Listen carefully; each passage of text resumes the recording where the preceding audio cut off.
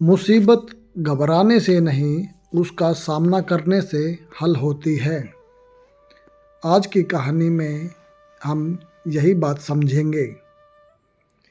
एक गांव में एक बढ़ई रहता था। वह शरीर और दिमाग से बहुत मजबूत था। एक दिन उसे पास के गांव के एक अमीर आदमी ने फर्नीचर बनवाने के लिए अपने घर बुलाया। जब वहाँ का काम ख़त्म हुआ तो लौटते वक्त शाम हो गई, तो उसने काम के मिले पैसों की एक पोटली बनाई और अपनी बगल में दबा ली और ठंड से बचने के लिए कंबल ओढ़ लिया।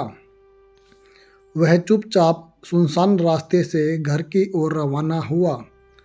कुछ दूर जाने के बाद अचानक उसे एक लुटेरे ने रोक लिया। डाकू शरीर से तो बढ़ई से कमज़ोर था, पर उसकी कमज़ोरी को उसकी बंदूक ने ढक रखा था।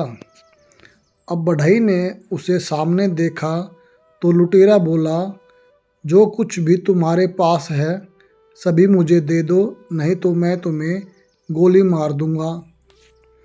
यह सुनकर बढ़ई ने पोटली उस लुटेरे को थमा दी और बोला, ठीक है, यह रुपये तुम रख लो, मगर मैं घर पहुंचकर अपनी बीवी को क्या कहूँगा?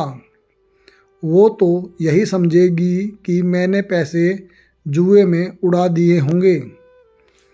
तुम एक काम करो, अपनी बंदूक की गोली से मेरी टोपी में एक छेद कर दो, ताकि मेरी बीवी को लूट का यकीन हो जाए।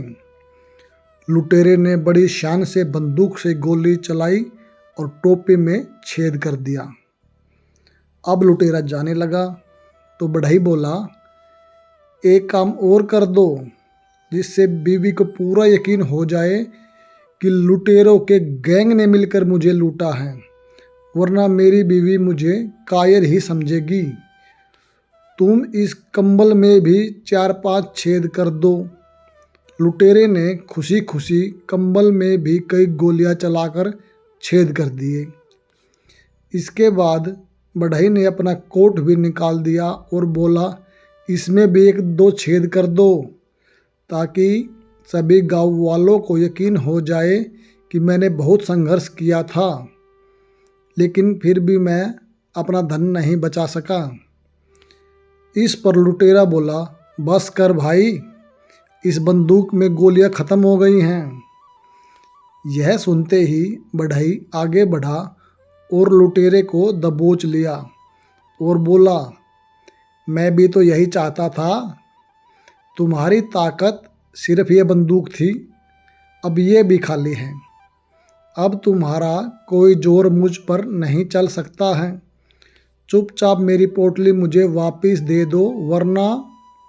यह सुनते ही लुटेरे की सिट्टी पिट्टी गुम हो गई और उसने तुरंत ही पोटली बढ़ई को वापस दे दी और अपनी जान बचाकर वहाँ से भाग गया। आज बढ़ई की ताकत तब काम आई जब उसने अपनी अकल का सही ढंग से इस्तेमाल किया।